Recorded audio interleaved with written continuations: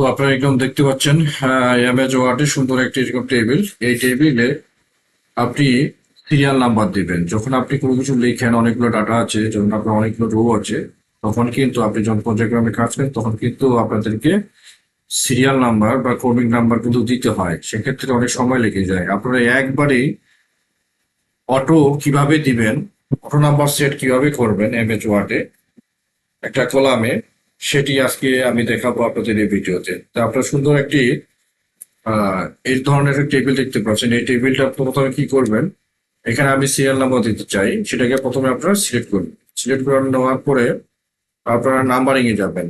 Home menu বারে গিয়ে numbering এ যাবেন। নাম্বারিং এ গিয়ে আপনারা যে কোনো নাম্বারটা যেভাবে নিতে চান সেটা ক্লিক করবেন। আমি ক্লিক করলাম।